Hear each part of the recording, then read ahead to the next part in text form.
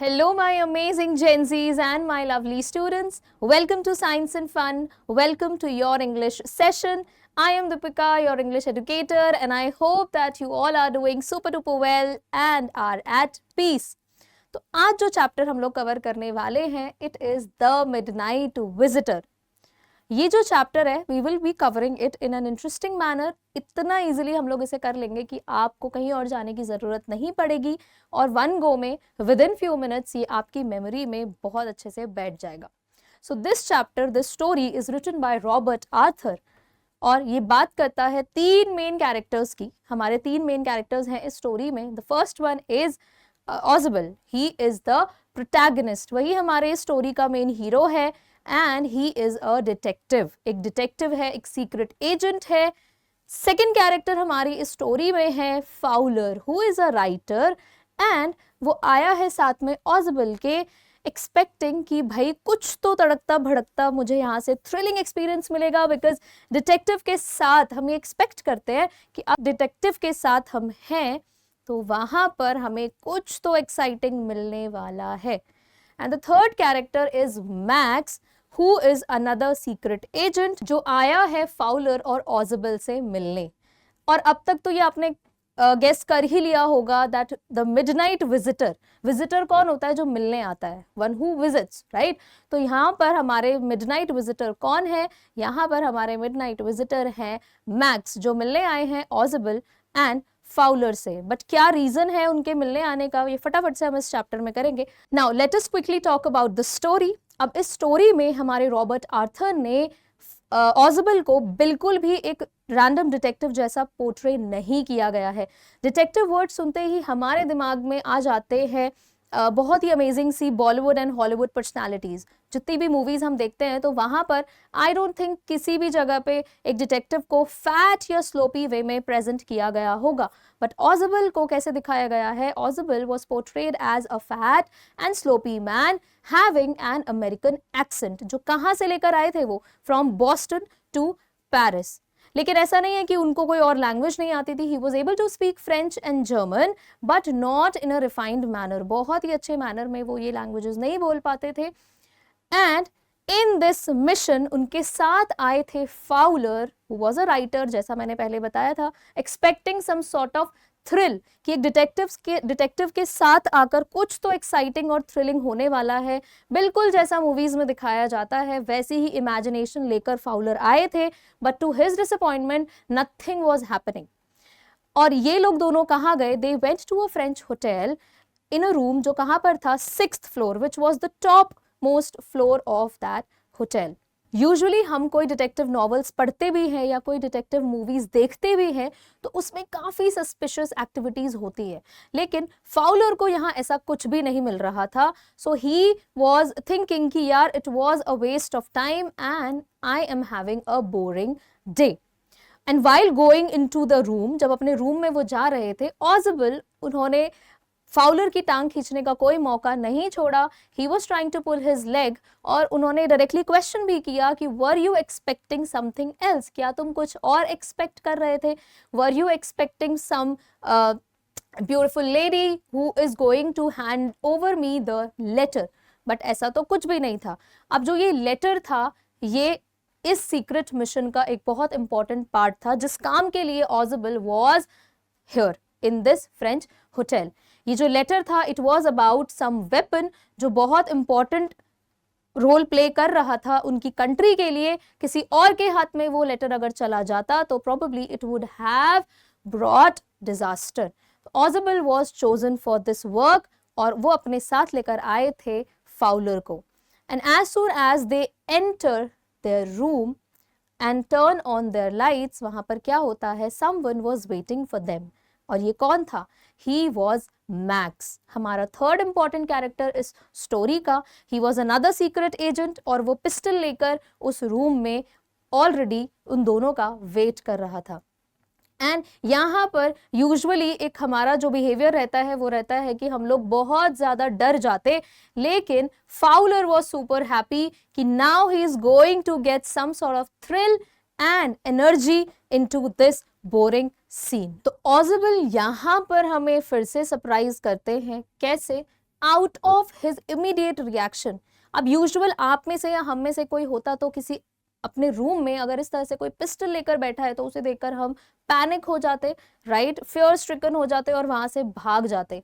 लेकिन ऑजिबल being a detective, यहाँ उन्होंने बहुत ही रैंडम और बहुत ही कैजुअल मैनर में मैक्स से क्वेश्चन पूछा कि I thought you were in Berlin, कि तुम तो बर्लिन में थे, यहाँ क्या कर रहे हो।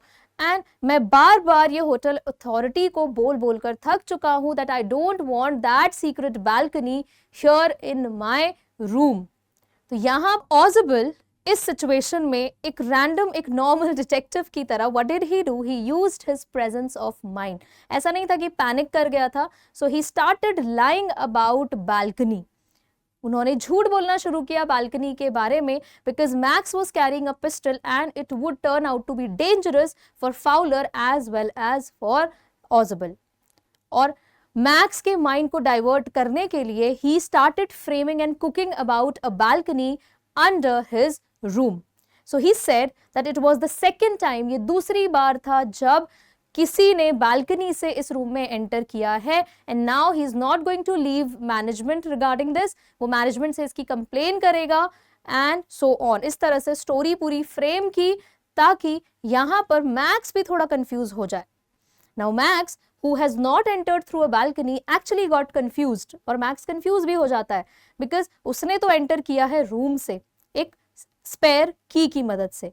सो ही इनफैक्ट ही आस्क्ड कि भाई मैं तो रूम नॉर्मल डोर से मैंने एंटर किया है, मैं तो स्पेयर की से इस रूम में आया हूँ, what is it about the balcony, अगर पहले पता होता तो मैं बालकनी से आ जाता।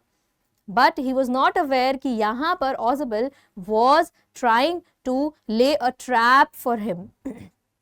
And suddenly डोर पर बहुत जोर जोर से थम्पिंग होती है, बहुत जोर से thumping got louder with each and every second, एक एक सेकेंड में वो थम्पिंग तेज होने लग जाती है। And when Max asked कि भाई ये कौन है, रूम के बाहर कौन है, किसे बुलाया है तुमने, तो वहां पर Ausable took advantage of the situation और ऑजिबल यहां पर भी एक स्टोरी कुक कर देता है। ही सेज कि I have called the police, because मैंने उन्हें कहा था कि अगर कोई भी मूवमेंट मेरी तरफ से नहीं होती है, just keep a check on me as well as my friend, so they are here.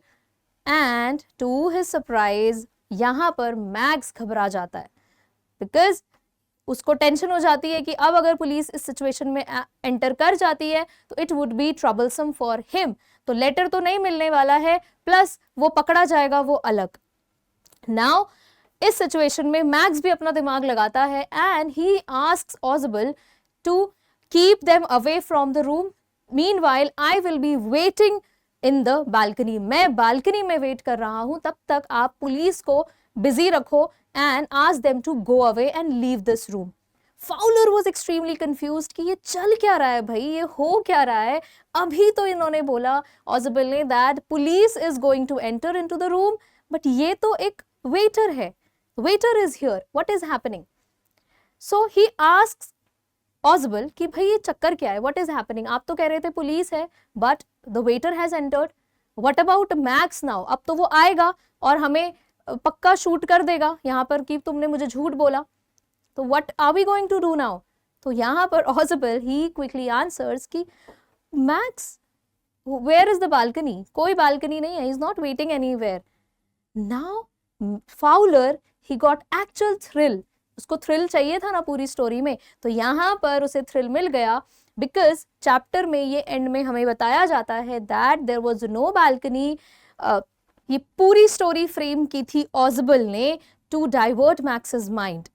Why? Because इस सिचुएशन में the best he could do, the best he could use was his mind. इस dangerous situation में अपना presence of mind ही तो ऑजिबल use कर सकते थे और उन्होंने ये किया भी। Was there a balcony? There was no balcony. तो फिर मैक्स का क्या हुआ? बेसिकली मैक्स विंडो से जंप किया and it led to his death, और ये जो फॉल थी एक्चुअली में ये उनको उनकी डेथ की तरफ लेकर चली गई and Ausable was successfully out of this dangerous situation. तो यहाँ से हमें क्या सीखने मिला इस चैप्टर से? It clearly shows that we should not जज a book by its cover. Ausable who although didn't appear like any random detective, लेकिन he used his wit and intelligence, अपनी इंटेलिजेंस का उन्होंने यूज किया and he trapped Max and protected that secret letter and his life as well. I hope you loved the session and the chapter as well. Let me know if you have any doubts in the comment section and your feedback as well. Till then, keep learning, keep smiling. Now a quick surprise for you all. Chapter outline आपको मिल चुका है, लेकिन अभी के लिए हमारे लिए सबसे इंपॉर्टेंट काम है इस चैप्टर के क्वेश्चंस को अटेम्प्ट करना. कैसे हम इसके एक्सट्रैक्ट बेस्ड क्वेश्चंस करेंगे, किस तरह से इसके short answer type, long answer type हमें अटेम्प्ट करने हैं, हमारा क्या अप्रोच होना चाहिए, ये भी जानना जरूरी है. तो उसी के लिए today I will B live at 7 for you guys. ठीक है, 7 बजे मैं लाइव आऊंगी, जहां पर हम लोग डिस्कस करेंगे सारे क्वेश्चंस द मिडनाइट विजिटर से रिलेटेड. तो वन गो में, एक ही दिन में, विद इन फ्यू आवर्स आपका ये चैप्टर कंप्लीट हो जाएगा. कुछ भी एक्स्ट्रा आपको फिर अपना टाइम लगाने की जरूरत पड़ेगी ही नहीं. आप, आई एम श्योर, ये वीडियो पूरा देख चुके हो. वीडियो देख लेने के बाद मैं आपको मिलूंगी 7 बजे लाइव, जहां पर आपके सारे डाउट्स और जो भी हमारा डिस्कशन होगा चैप्टर से रिलेटेड वो हम कंप्लीट करेंगे to make this session a fruitful one. So do join and I will see you there in the live session.